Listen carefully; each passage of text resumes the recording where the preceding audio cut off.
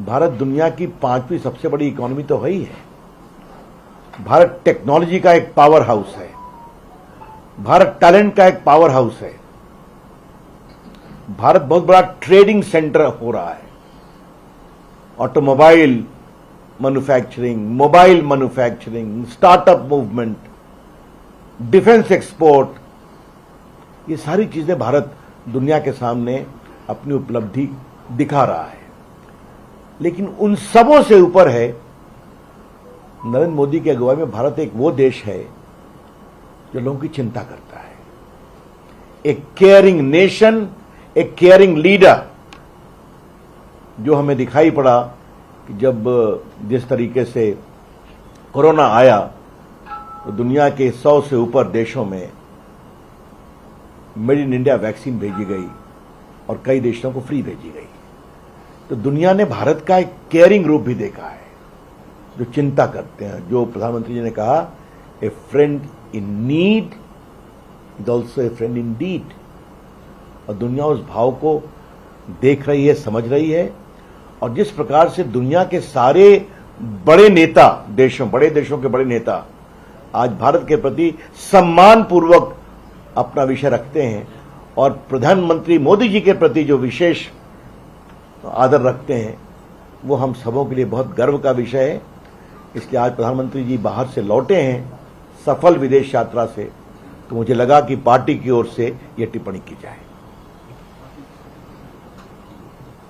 I am open to any question now. Sir, ऐसे समय जब मोदी जी का गुणगान हो रहा है, भारत में सब विपक्ष उनकी अवहेलना कर रहा है और ये कह रहा है कि पार्लियामेंट जो इनॉग्रेशन उसमें नहीं जाएंगे।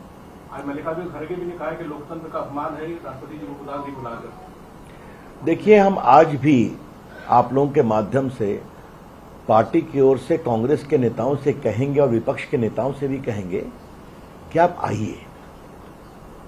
संसद देश के लोकतंत्र का मुकुट है, इसलिए आप भी इस कार्यक्रम में आइए।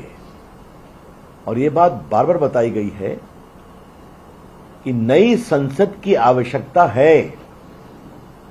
मैं अपने संसदीय जीवन के अनुभव से कह सकता हूं, आप सभी पत्रकारों के अनुभव से कह सकते हैं कि वहां जगह की कमी है, वहां टेक्नोलॉजी की मजबूरियां हैं, बिकॉज पुराने सारे सिस्टम है, वहां चेंबर्स नहीं है। और एक बात जो बार बार कही जानी जरूरी है कि अभी तक 2026 तक भारत की संसद की संख्या बढ़ाने पर प्रतिबंध है, जो एक अमेंडमेंट हुआ था। उसके बाद यह संख्या बढ़नी ही बढ़नी है देश की आबादी के अनुसार। तो वहां बैठने की जगह तो होनी चाहिए कि नहीं होनी चाहिए। आज भी सेंट्रल हॉल में आपको जब आती है राष्ट्रपति भाषण देने, तो वहां अलग से टेबल लगाना पड़ता है, कुर्सी लगानी पड़ती है। तो इसको वो समझें। और एक बात जो मैंने कल भी कहा था, आज पुनः आपको हम दोहराना चाहेंगे कि आजादी के 75 वर्षों के बाद भारत को भारतीयों के द्वारा बनाई गई संसद क्यों नहीं मिलनी चाहिए।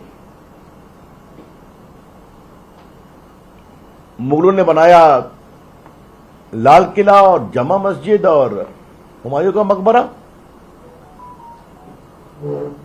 ऐबक ने बनाया कुतुब मीनार, वो दावा करते हैं।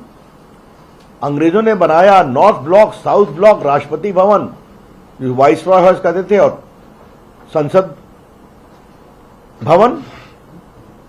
75 इयर्स में आजादी के बाद हमने क्या बनाया? तो भारतीय उद्यमशीलता, भारतीय प्रतिभा और भारतीय वास्तुकला का भी एक परिचय भारत की संसद में मिल रहा है। और मुझे बहुत गर्व है कि जो संसद भवन है, ये भारतीय संस्कार के अनुरूप वास्तुकला का एक बहुत उत्कृष्ट नमूना है।